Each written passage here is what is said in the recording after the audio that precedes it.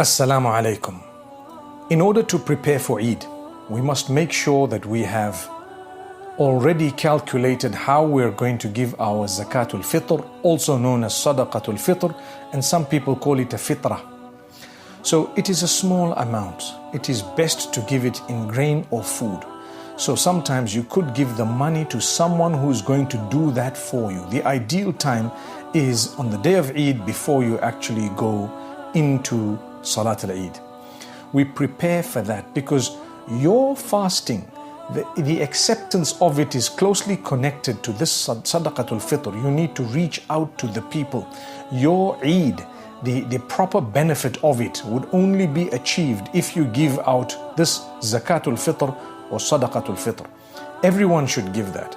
ज़कात कितना अमाउंट होने पे कितना देना है, ये ज़कात से रिलेटेड जानने का सबसे इम्पोर्टेंट पॉइंट है। एक इंसान ज़कात तब देता है जब वो साहिब निसाब होता है। साहिब निसाब यानी निसाब वाला, और निसाब एक अमाउंट है जिससे ज्यादा अगर आपके पास है तो आपको ज़कात देना पड़ेगा। पहली बात ये कि ज़कात किन किन चीजों के ऊपर देना पड़ता है, वो 4 चीजें हैं: गोल्ड, सिल्वर, कैश या बिजनेस आइटम्स। इसकी 2 सूरतें हैं। सबसे पहले गोल्ड का समझते हैं। वो इतना कॉम्प्लिकेटेड तो नहीं है, लेकिन आपको थोड़ा ध्यान रखना पड़ेगा। देखो, अगर किसी इंसान के पास सिर्फ गोल्ड है, गोल्ड के अलावा सिल्वर, कैश और बिजनेस आइटम्स में से कुछ नहीं है, ऐसा आजकल के जमाने में कभी होगा ही नहीं, लेकिन फॉर एग्जांपल अगर है 7.5 तोला सोना या उससे ज्यादा का सोना है, तो वो आदमी या औरत जिसके पास 7.5 तोला सोना या उससे ज्यादा अगर सोना हुआ तो उसका 2.5% अमाउंट वो ज़कात में देगा या देगी। 2.5% सोना नहीं देना है, उसका अमाउंट देना है। ये था ऑप्शन 1। ऑप्शन 2 है, अगर सोने के साथ सिल्वर, कैश या बिजनेस आइटम्स इन तीनों में से कोई भी जर्रा बराबर भी हुआ तो निसाब का अमाउंट 7.5 तोला सोना नहीं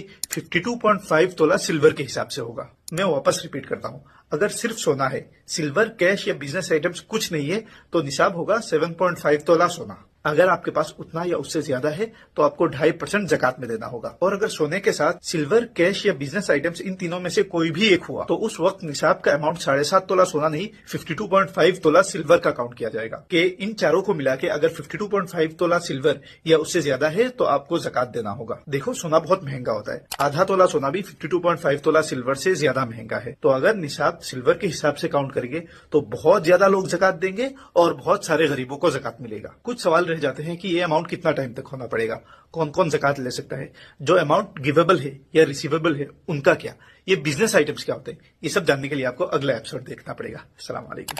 Assalamu alaikum.